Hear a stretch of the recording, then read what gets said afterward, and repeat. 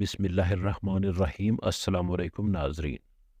تاریخ انسانی کے سب سے مقدس جگہ پر سب سے گھنونا کام کرنے والا انسانی جوڑا، جسے اللہ پاک نے وہ سزا دی کہ شاید ہی کسی کے مقدر میں آئی ہو، لیکن زمانہ جاہلیت کے عربوں نے اس انسانی جوڑے کو بھی اپنے خداؤں میں شامل کیا اور ان کی خوب عبادت کی۔ جاہلیت کے دور میں اصاف نامی ایک شخص تھا جو کہ قبیلہ بنی جرم کا ایک نوجوان تھا، جبکہ نائلہ بنت زید کا تعلق بھی اسی قبیلے جرم سے تھا۔ قبیلہ جرہم وہ قبیلہ ہے جو سب سے پہلے مکہ میں آ کر آباد ہونے والے قبائل میں سے ایک ہے۔ تاریخ میں مذکور ہے کہ نائلہ بنت زید ایک حسین عورت تھی جو نیم عریاں لباس پہن کر لوگوں کو اپنا دیوانہ بناتی اور پھر ان پر خوب ہنستی۔ نائلہ یہی کام دوران طواف بھی کرتی۔ کعبہ میں بھی وہ مردوں کو اپنے حسن کا شکار کرتی۔ اسے نیم عریاں حالت میں دیکھنے کے لیے اس کے ساتھ ساتھ نوجوان چلا کرتے تھے۔ انہی شیدائیوں میں ایک نوجوان سردار بھی تھا جس کا نام اصاف بن یالا تھا۔ اصاف چونکہ سردار بن سردار تھا اور بہت خوبصورت بھی، جس وجہ سے نائلہ بھی اصاف کو دل دے بیٹھی۔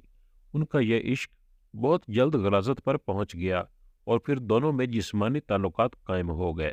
یہ دونوں محبت کے نشے میں بدکاری کیا کرتے تھے۔ یہ دونوں لوگوں سے چھپ کر کئی مدت تک زنا کرتے رہے۔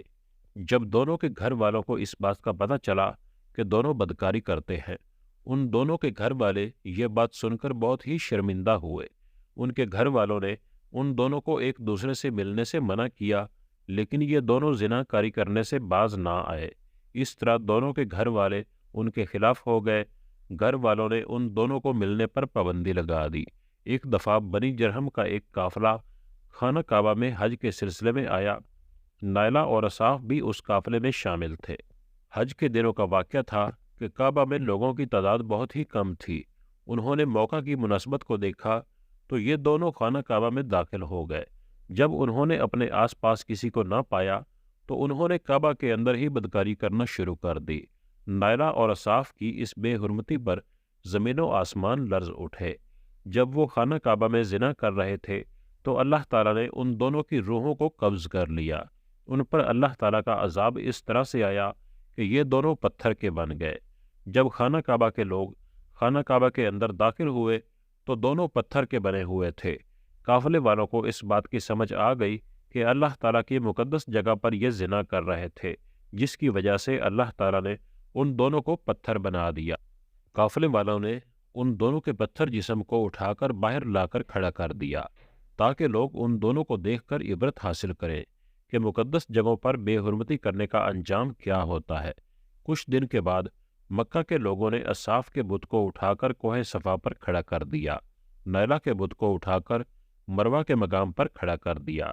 صفا اور مروہ وہ خانہ کعبہ کے بالکل قریب وہ پہاڑیاں ہیں۔ انہیں دو پہاڑوں کے گرد بی بی ہاجرہ نے اپنے بیٹے اسماعیل علیہ السلام کے لیے پانی کی تلاش میں کافی چکر کاٹے تھے۔ اس وجہ سے ان پہاڑیوں کو بہت مقدس مانا جاتا تھا۔ جو بھی حج کرنے کے لیے وہاں جاتا تو وہ اس پہاڑیوں پر چڑھ کر طواف کیا کرتے تھے۔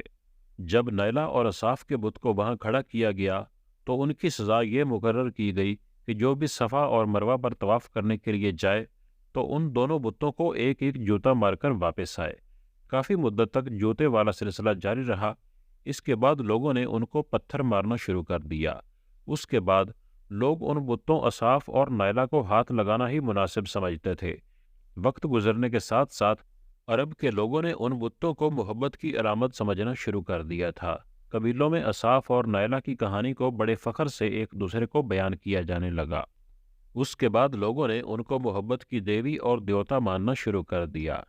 آہستہ آہستہ یہ صورتحال ہو گئی کہ اصاف اور نائلہ کے بت کو عرب والے بڑے بتوں میں شمار کیا کرتے تھے۔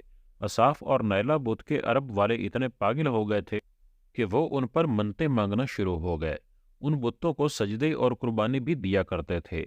حضرت زید بن حارث سے مروی ہے کہ جاہلیت کے زمانے میں مشرکین مکہ بیت اللہ کا طواف کیا کرتے تھے تو اصاف اور نائلہ کے اس بت کو ہاتھ لگاتے تھے۔ حضرت زید بن حارث رضی اللہ تعالیٰ عنہ فرماتے ہیں کہ میں حضرت محمد صلی اللہ علیہ وسلم کے ساتھ بیت اللہ کا طواف کر رہا تھا۔ جب ہم ان بتوں کے پاس گئے تو حضرت محمد صلی اللہ علیہ وسلم نے مجھے ان دونوں بتوں کو ہاتھ لگانے سے منع فرمایا۔ زید بن حارث فرماتے ہیں کہ میں نے اپنے دل میں سوچا کہ ان کو چھونے سے کیا ہوتا ہے۔ میں نے ان بتوں کو ہاتھ لگائے تو حضرت محمد صلی اللہ علیہ وسلم نے مجھے سختی سے منع کیا اور فرمایا کہ زید بن حارث، میں نے تم کو منع نہیں کیا؟ حضرت زید بن حارث فرماتے ہیں کہ اللہ تعالیٰ کی قسم، اس کے بعد میں نے کبھی بھی کسی بت کو نہیں چھوا۔ 10 ہجری میں جب رسول اللہ صلی اللہ علیہ وسلم نے مکہ کو فتح کیا اور رسول اللہ صلی اللہ علیہ وسلم حرم میں پہنچے تو آپ صلی اللہ علیہ وسلم اور حضرت علی شیر خدا نے تمام بتوں کو ریزہ ریزہ کر دیا۔ آپ صلی اللہ علیہ وسلم بتوں کو ریزہ ریزہ کرتے جاتے اور فرماتے جاتے تھے کہ حق آ گیا اور باطل ختم ہو گیا، حق آ گیا اور باطل ختم ہو گیا، بے شک باطل نے ایک دن ختم ہو ہی جانا تھا۔ اس طرح حضرت محمد صلی اللہ علیہ وسلم نے خانہ کعبہ کو بتوں سے پاک کر دیا۔ اس کے بعد رسول اللہ صلی اللہ علیہ وسلم صفا اور مروہ پر تشریف فرما ہوئے تو اصاف اور نائلہ کے بتوں کو خود ریزہ ریزہ کر ڈالا۔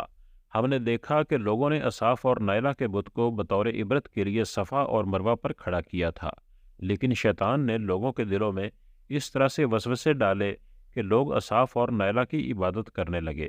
اس زمانے کے لوگ بس نائلہ اور اصاف کے بت کی پوجا ہی نہیں کیا کرتے تھے، بلکہ ان کی کہانی کو بڑے فخر کے ساتھ ایک دوسرے سے بیان کرتے تھے۔